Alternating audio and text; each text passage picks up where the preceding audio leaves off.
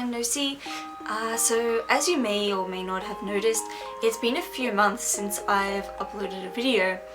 The short story is that I was having technical difficulties. The long story is what I wanted to talk about today. So let's rewind to when my technical difficulties first began around Halloween last year. It had become apparent to me that the hard drive in my computer was on the outs and it needed to be replaced ASAP.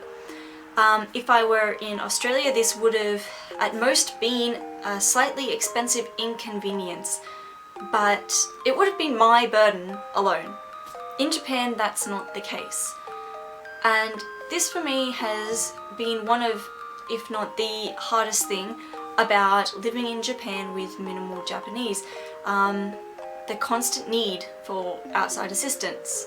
When I learned that my hard drive would need to be replaced, it wasn't just a matter of me taking it to a computer shop and them sending it off for me. I had to do it at a time that was convenient for an English-speaking friend to come with me and translate. Once my laptop hard drive had been replaced though, that unfortunately wasn't the end of my troubles.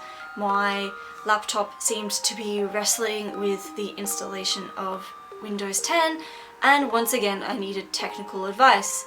Once again I had to ask somebody to escort me to the computer store.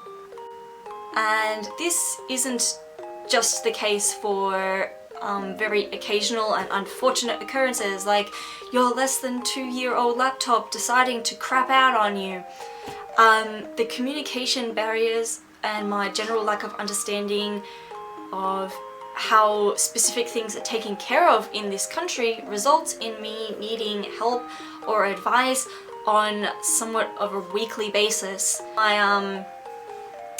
My latest gripe is I'm having a problem with my foot, and not only did I have to ask around to find out which kind of doctor I needed to go to and if there was that kind of doctor in my area, I then had to enlist the help of somebody to take me to the first appointment and help me fill out the initial paperwork. Next week I have to ask my supervisor to make a phone call for me regarding how to dispose of an old TV correctly. Everyday tasks are significantly more time consuming and emotionally draining because I feel like my mere existence is creating work for the people around me. When I have expressed this issue online in the past, I was met with very unsympathetic people saying things along the lines of, "Oh well, you chose to move to Japan, so maybe you should make more of an effort to learn the language." Which in many ways, sure, that's true. I could study harder, maybe I should study harder, but I had never studied Japanese prior to coming to Japan and I can't speak any other languages, so it's not like I'm linguistically inclined or anything like that. Self-study is hard, especially when you work a full-time job where your primary task is to speak English.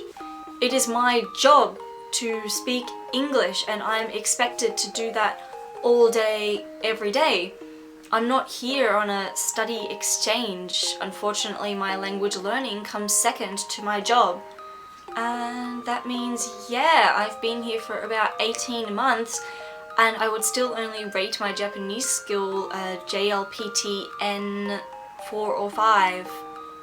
Even if I were studying full-time, I think the content-specific vocabulary and kanji you may need to navigate a computer repair or medical situation would be very challenging even for some native speakers.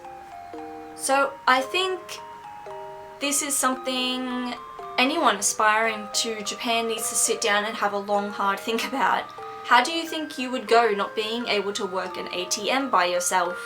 What would you do if you had to go to the emergency room and there were no English-speaking doctors on staff? Are you the kind of person who would feel comfortable constantly asking seemingly basic questions like, how do the buses in this city work?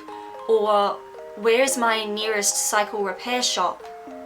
It's really hard going from someone who was primarily independent to someone constantly buying their friends dinner because they don't have anything else to offer.